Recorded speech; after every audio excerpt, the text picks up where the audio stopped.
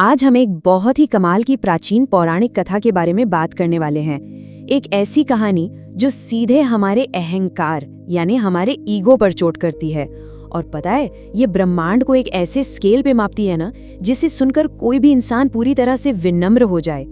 ये कहानी है देवराज इंद्र की और एक मामूली सी दिखने वाली चींटी की।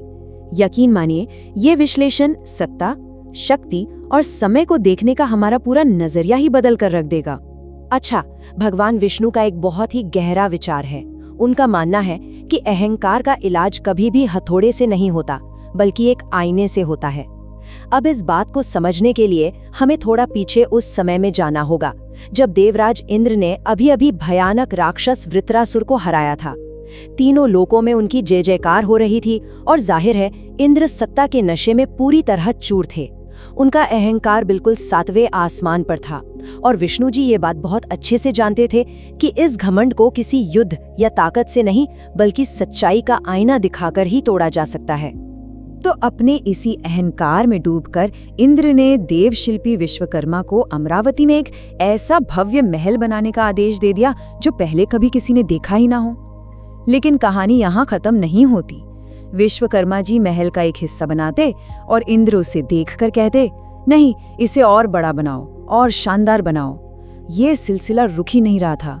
बेचारे विश्वकर्मा पूरी तरह से परेशान हो गए और हार कर मदद मांगने पहले ब्रह्मा जी और फिर सीधे भगवान विष्णु के पास पहुंच गए। अब यहाँ से कहानी में एक बहुत ही दिलचस्प मोड़ आता है। जरा कल्पना कीजिए, देवराज इंद्र अपने उस सोने और हीरों से जगमगाते हुए भव्य महल में बैठे हैं और तभी एक 10 साल का बच्चा उस महल में प्रवेश करता है। एकदम नंगे पैर, माथे पर धूल लगी हुई और हाथ में कुशाघास।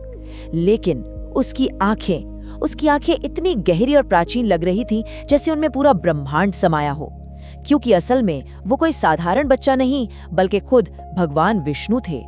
तो जब इंद्र ने गुस्से में उस बच्चे से पूछा कि भाई तुम हो कौन, तो उस बच्चे ने कुछ नहीं कहा, बस उस भव्य संगमरमर के फर्श की तरफ इशारा कर दिया।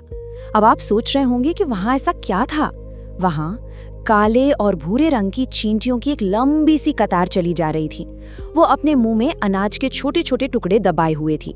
जरा सोचिए कैसे उस एक पल में पूरा का पूरा ध्यान उस विशाल चमकचमाते महल से हटकर फर्श पर रेंगती हुई उन छोटी सी चींटियों पर आ गया। इंद्र तो हंसने लगा।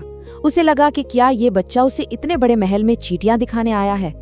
और तभी उस बालक ने एक ऐसी बात कही जिसने सब कुछ हमेशा के लिए बदल दिया।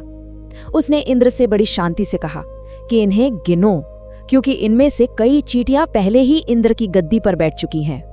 ये वो पल था जिसने देवराज इंद्र के उस पूर्ण अधिकार और सत्ता के भ्रम को एक सेकंड में चकनाचूर कर दिया। और फिर वो हैरान कर देने वाला नंबर सामने आता है। उस बालक ने बताया कि उस फर्श पर चल रही एक चींटी एक या 2 बार नहीं, बल्कि पूरे 72 बार स्वर्ग की राजा रह चुकी है। 72 बार! सोचिए, जो व्यक्ति खुद को पूरे ब्रह्मांड का सबसे शक्तिशाली राजा समझकर बैठा था, उसे बताया जा रहा है कि एक रेंगती हुई मामूली चींटी भी दर्जनों बार उस सिंहासन का मजा ले चुकी है। खैर, ये सब चल ही रहा था कि इसी बीच सभा में एक और बहुत ही रहस्यमयी किरदार की एंट्री होती है, लोमश ऋषि।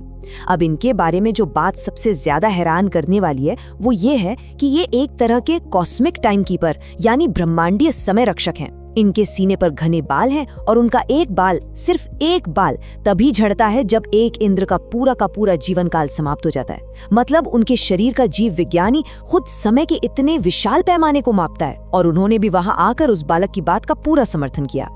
चलिए अब जरा ब्रह्मांडीय समय के इस गणित को समझने की कोशिश करते हैं। ब्रह्मा जी का एक दिन हमारे 1000 चतुर्युगों के बराबर होता है और ब्रह्मा जी के केवल उस एक दिन के अंदर 14 अलग अलग इंद्र अपना पूरा कार्यकाल खत्म कर लेते हैं और ब्रह्मा जी की कुल आयु है 100 वर्ष। तो जरा इस कॉस्मिक स्केल की कल्पना कीजिए। अब तक न जाने कितने ब्रह्मा आए और गए और हर ब्रह्मा के हर एक दिन में 14 इंद्र बदल गए। इस विशाल समय चक्र के सामने किसी भी एक राजा का वर्तमान कार्यकाल कितना छोटा और मामूली सा लगता है ना? अब वापस लौटते हैं उस चींटी की कहानी पर जो कभी राजा हुआ करती थी। इस पतन के सफर को देखिए। पहले कल्प में वो सत्यव्रत नाम का एक बहुत प्रतापी राजा था। उसने घोर तपस्या की और इंद्र का पद पा लिया, लेकिन गद्दी मिलते ही अहंकार आ गया। उसने ऋषियों का अपमान करना शुरू कर दिया। और जब उसकी आयु पूरी हुई तो उसके अच्छे कर्म खत्म हो चुके थे और यहीं से उसका पतन शुरू हो गया। वो अगले जन्म में हाथी बना, फिर शेर, फिर सियार, फिर कुत्ता और गिरते गिरते अंत में एक चींटी बन गया। सत्ता के अहंकार ने एक आत्मा को कैसे रसातल में पहुंचा दिया, ये उसका सबसे सटीक उदाहरण है। पर हैरानी की बात तो ये है कि चींटी बनने के बाद भी वो अहंकार नहीं गया।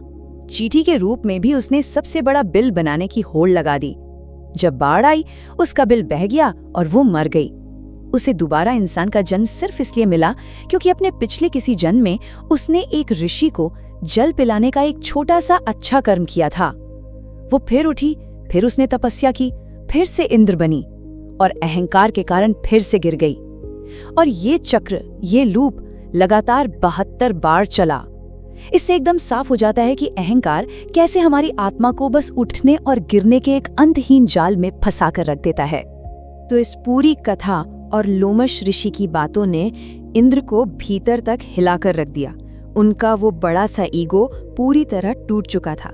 उन्होंने बिना एक पल गवाए तुरंत विश्वकर्मा जी को बुलाया और उस भव्य महल का निर्माण रोकने का आदेश दे दिया। उन्हें ये बहुत गहरी बात समझ आ गई थी कि सत्ता और संपत्ति हमेशा हमेशा अस्थायी होती है, बिल्कुल एक किराए के मकान की तरह। और भाई, किराएदार कभी घर के बाहर अपना नाम थोड़ी लिखवाते हैं। उसी सभा में बैठे एक और महान ऋषि मार्कंडेय ने भी इस मौके पर एक बहुत ही पते की बात कही। उन्होंने उन चींटियों की तरफ देखकर कहा कि वो बस यही गिन रहे हैं कि इन चींटियों ने कितनी बार स्वर्ग का सिंहासन पाया है। उनका मुख्य संदेश बहुत सीधा था। किसी भी आत्मा का बड़प्पन किसी बड़ी पोस्ट या उपाधि से नहीं आता, बल्कि निस्वार्थ कर्तव्य और सेवा भाव से आता है। तो कुल मिलाकर बात यह है कि हमें अहंकार और विनम्रता के बीच के इस चुनाव को समझना ही होगा। ठीक इसी पल बालक के रूप में आए भगवान विष्णु ने अपना असली रूप दिखाया और मुक्ति का रास्ता समझाया। उन्होंने कहा कि जब तक मन में ये भाव रहेगा कि मैं इंद्र हूँ या मैं ही सब कुछ हूँ, तब तक नीचे गिरना तय है। लेकिन जिस दिन मन में ये भाव आ जाएगा कि मैं तो बस एक सेवक हूँ, उसी दिन से ऊपर उठने और मुक्ति का रास्ता खुल जाएगा। चलिए अब देखते हैं कि इस ज्ञान के बाद इंद्र ने अपनी जिंदगी में क्या बदलाव किए। उन्होंने अपने लिए कुछ ऐसे नियम बनाए जो उन्हें हमेशा जमीन से जोड़े रखें, जैसे हर पूर्णिमा को ऋषियों के चरण धोना, किसी भी यज्ञ में सबसे पहली नहीं बल्कि सबसे अंतिम आहुति देना, और सबसे खास बात, अपने सिंहासन के ठीक नीचे उन चींटियों के लिए शक्कर रखना। उन्होंने चींटियों को अपना पूर्वज कहना शुरू कर दिया ताकि वो कभी भी ये बात न भूलें कि अगर अहंकार किया तो उनका भी यही हश्र हो सकता है। और अब हम इस पूरी चर्चा के दार्शनिक सार पर आते हैं। ये जो 72 का नंबर है ना, ये कोई गणित का आंकड़ा नहीं है। ये एक प्रतीक है, एक मेटाफर है। ये हमें बताता है कि इतिहास में न जाने कितनी बार लोगों का अहंकार आसमान तक पहुंचा है और फिर औंधे मुंह मिट्टी में मिल गया है। इतनी बार कि कोई गिनते गिनते ही थक जाए।